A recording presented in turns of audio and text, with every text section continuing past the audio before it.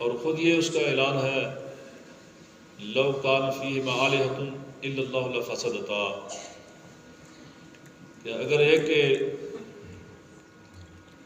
ایک سے زیادہ اگر الہ یہاں ہو تو یہ کائنات کا جو نظام ہے نا یہ درم برم ہو جائے۔ یہ کائنات کا نظام اس لیے چل رہا ہے کہ یہ اس کی وحدانیت پر یہ دلالت کرتا ہے، اس کی وحدانیت کا یہ اعلان فرما رہا ہے کہ وہ واحد ہے، اکیلا ہے۔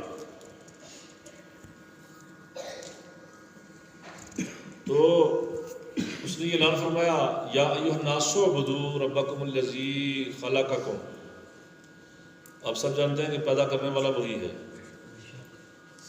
اور اس نے یہ اعلان فرمایا یا ایھا الناس اعبدوا ربکم الذی خلقکم، اے لوگو اس کی عبادت کرو جس نے آپ سب کو پیدا فرمایا۔ آپ کا خالق، آپ کا مالک وہ وحدہ لا شریک رب ہے جس نے آپ کو پیدا فرمایا ہے، اور نہ صرف پیدا فرمایا،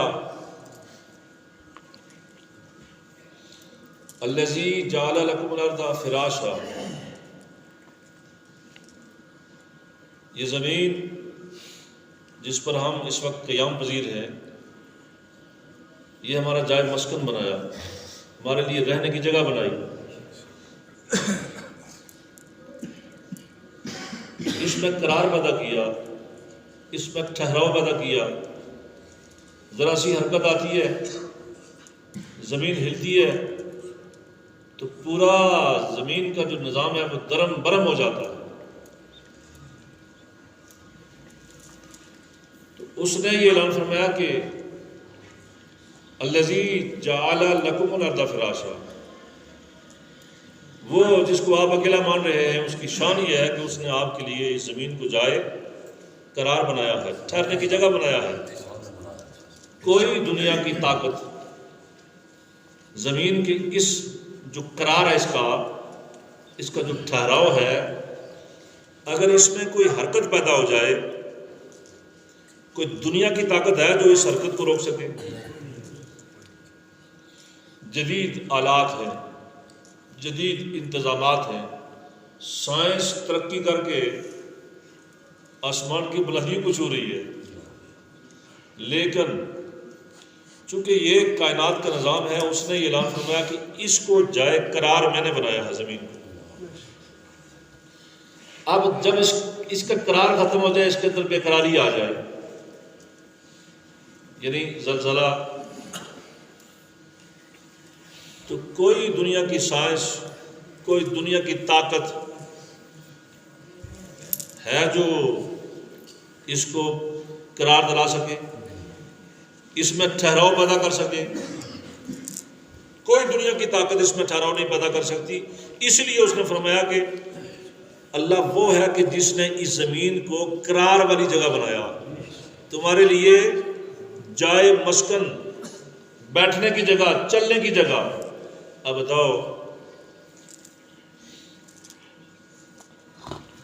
ایک پل ہی ہو، اگر وہ ہلنا شروع کر دے تو اس کے اوپر سے گزرنا کتنا مشکل ہو جاتا ہے، بندہ گزر نہیں سکتا اس کے اوپر سے۔ تو یہ اس نے فرمایا میں نے اس کو چونکہ قرار عطا فرمایا، اس لیے قرار عطا فرمایا تاکہ تمہارا جو رہن سہن ہے نا، تمہاری زندگی اس زمین پر آسانی سے گزرے۔ اور نہ صرف اس کو جائے قرار بنایا،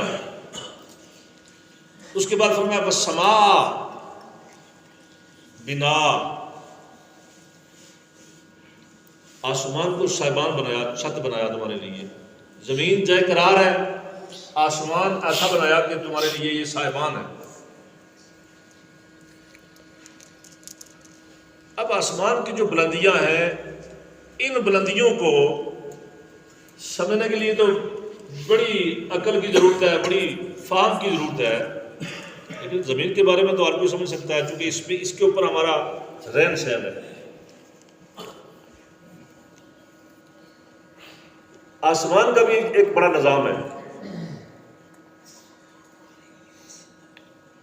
لیکن اس نے فرما دیا آسمان کو آپ کے لیے میں نے صاحبان بنایا، اور نہ صرف صاحبان بنایا لیکن اس کے بعد یہ بھی فرمایا کہ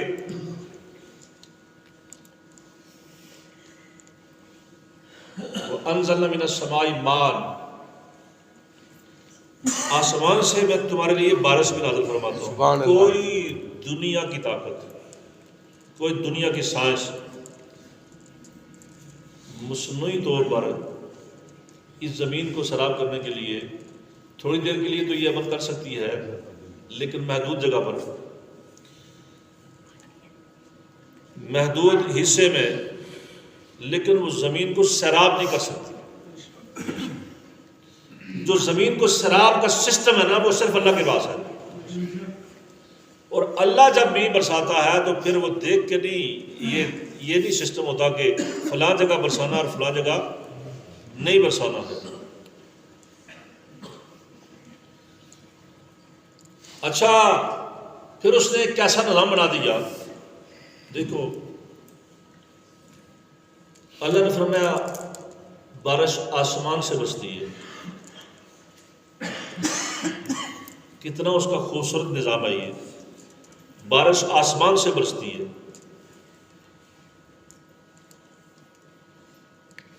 آپ میں سے اگر کسی نے جہاز کا سفر کیا ہو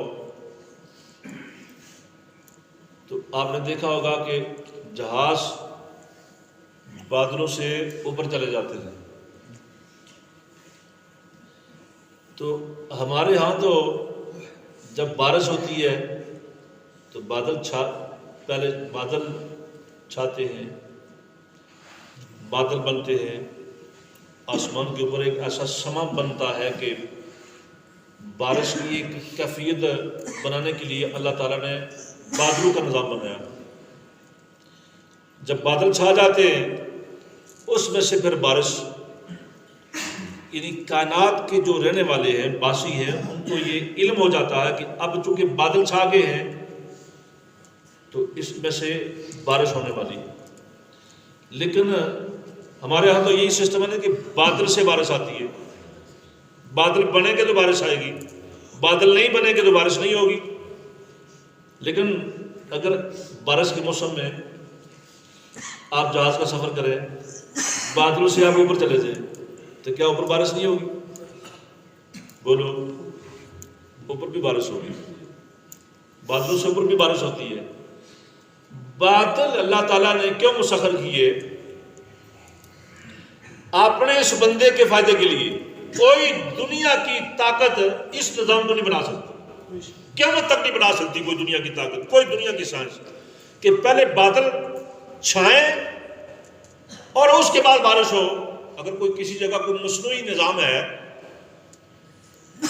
مصنوعی نظام بھی اس طرح کا تو نہیں بن سکتا کہ پہلے بادل چھائیں، پھر جو جس حصے کو سیراب کرنا ہو اس حصے کے جو لوگ ہیں وہ سمجھ آئیں کہ ہماری کھیتی کے اوپر اب بادل چھا گئے ہیں، گورنمنٹ نے جو سسٹم بنایا ہوا ہے بادل کا، وہ بادل چھا گئے ہیں، ابھی پتہ چل گیا کہ جی بارش ہوگی۔ یہ تو نظام نہیں ہے، یہ نظام صرف اللہ وحدہ لا شریک کے قبضہ قدرت میں ہے۔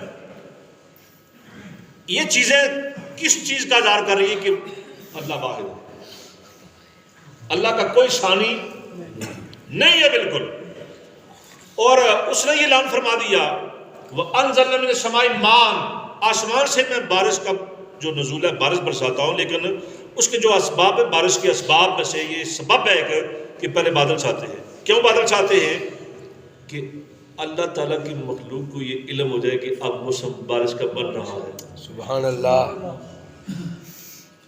محکمہ موسمیات والے آج چونکہ جدید ٹیکنالوجی ہے، جدید سائنس ہے، اس حد تک تو وہ کام کر سکے ہیں کہ یہ بتا سکتے ہیں آپ لوگوں کہ ابھی مونسون کی جو ہوائیں ہیں نا ان کا رخ فلاں طرف ہے، تو کل یا پرسوں وہ جو مونسون کی ہوائیں ہیں وہ فلاں جگہ تک پہنچ جائیں گی، وہاں پر بارش کا امکان ہو سکتا ہے، امکان ہو سکتا ہے۔ یہ کنفیڈنٹلی نہیں کہہ سکتے کہ بارش ہوگی، کہتے ہیں بارش کا امکان ہے، بارش ہو سکتی ہے، لہذا آپ جو زمیندار حضرات ہیں وہ متنبع رہے اپنی بھی فصلیں یا جو دیگر معاملات ہیں ان کے بارے میں آپ کو یہ آگاہی ہونی چاہیے کہ ایسا موسم بن سکتا ہے، لیکن جب بادل چھا جاتے ہیں تو پھر ہر بندے کو پتہ چل جاتا ہے کہ اب بادل چھا گئے ہیں، بارش کا ہونا غالب گمان ہے کہ بارش ہوگی۔ یہ نظام کس نے وضع کیا؟ یہ وحدہ لا شریک نے۔ وہ پھر فرما رہا ہے وَأَنزَلَ مِنَ السَّمَاءِ مَاءً، میں بارش برساتا ہوں۔ کوئی دنیا کی ٹیکنالوجی اتنا بڑا دعویٰ نہیں کر سکتی، جتنی زیادہ بارشیں ہوں یا مناسب ہوں یا کم ہوں، کہ ان بارشوں سے بندے کے رزق کا کوئی انتظام ہوگا۔ لیکن یہ رب اعلان فرما رہا ہے اے بندے، میں یہ بارش برساتا ہوں، اس لیے برساتا ہوں تاکہ اس بارش کے ذریعے سے زمین سے تمہارے لیے پھل اور اناج اگاؤں اور تیری روزی کا انتظام ہو۔ سبحان اللہ۔ فَأَخْرَجْنَا بِهِ مِنَ الثَّمَرَاتِ رِزْقًا لَكُمْ، تمہارے خورد و نوش کے لیے، کھانے کے لیے اس سے میں اجراس پیدا کرتا ہوں بارش کے ذریعے سے۔ اچھا، یہ ساری چیزیں اس بات پر دلالت کرتی ہیں کہ وہ وحدہ لا شریک ہے، مالک ارب و عجم، جو انسان کی